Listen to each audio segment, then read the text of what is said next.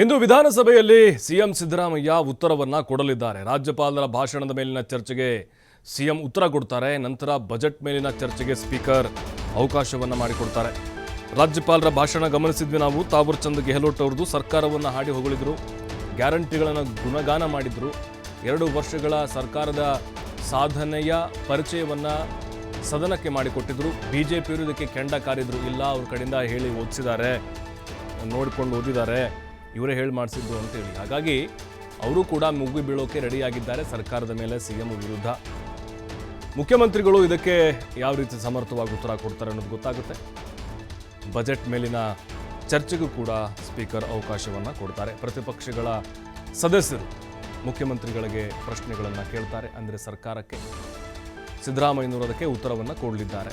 ಬಜೆಟ್ನಲ್ಲಿ ಕೆಲವು ಜಿಲ್ಲೆಗಳನ್ನು ಪರಿಗಣಿಸದೇ ಇರುವುದು, ಜೊತೆಗೆ ಬೇರೆ ಬೇರೆ ಇಲಾಖೆಗಳಿಗೆ, ಕೃಷಿ ಆಗಿರ್ಬೋದು, ಆರೋಗ್ಯ, ಶಿಕ್ಷಣ, ನಗರಾಭಿವೃದ್ಧಿ, ಬೆಂಗಳೂರಿಗೆ ಕೊಡುಗೆಗಳು ಎಷ್ಟೆಷ್ಟು ಕೋಟಿ ಕೊಟ್ಟಿದ್ದಾರೆ, ಇನ್ನೂ ಏನು ಕೊಡಬೇಕಾಗಿತ್ತು, ಇದೆಲ್ಲದರ ಬಗ್ಗೆ ವಿರೋಧ ಪಕ್ಷಗಳ ಸದಸ್ಯರು ಪ್ರಶ್ನೆಯನ್ನು ಕೇಳ್ತಾರೆ. ಅದಕ್ಕೆ ಮುಖ್ಯಮಂತ್ರಿಗಳು ಉತ್ತರವನ್ನು ಕೊಡ್ತಾರೆ. ರಾಜ್ಯಪಾಲರ ಭಾಷಣದ ಮೇಲಿನ ಚರ್ಚೆಗೂ ಕೂಡ ಸಿಎಂ ಉತ್ತರವನ್ನು ಕೊಡಲಿದ್ದಾರೆ. ಯಾಕಂದರೆ ತಾವರ್ ಚಂದ್ ಗೆಹ್ಲೋಟ್ ಅವರು ಏನಿದ್ದಾರೆ,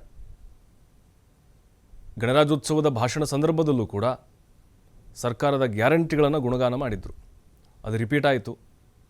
ಬಟ್ ಈಗ ಅವರ ಒಂದು ಭಾಷಣದ ಮೇಲೆ ಕೂಡ ಚರ್ಚೆಯನ್ನು ಮುಂದುವರಿಸಲಿದ್ದಾರೆ.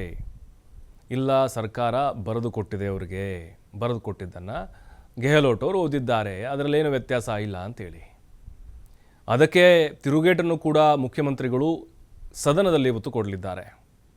ನಿಮ್ಮ ಸರ್ಕಾರ ಇದ್ದಾಗ ಏನಾಯಿತು? ವೈಫಲ್ಯಗಳಿದ್ದರೂ ಕೂಡ, ಕೆಲವು ಹುಳುಕುಗಳಿದ್ದರೂ ಕೂಡ ರಾಜ್ಯಪಾಲರು ಆವಾಗಲೂ ನಿಮ್ಮ ಸಾಧನೆಯನ್ನು ಹೊಗಳಿದ್ದಾರಲ್ವಾ, ಆಗ ನೀವು ಜೈ ಎಂದಿದ್ದರೆ ಈಗ ವಿರೋಧವನ್ನು ಮಾಡ್ತಿದ್ದೀರಿ ಯಾಕೆ ಅಂತೇಳಿ. ಮತ್ತು ಸಾಂವಿಧಾನಿಕ ಹುದ್ದೆ, ಅದಕ್ಕೆ ನೀವು ಅಗೌರವ ತೋರ್ತಾ ಇದ್ದೀರಿ ಅನ್ನುವಂಥ ಅಸ್ತ್ರವನ್ನು ಬಿಡಲಿದ್ದಾರೆ.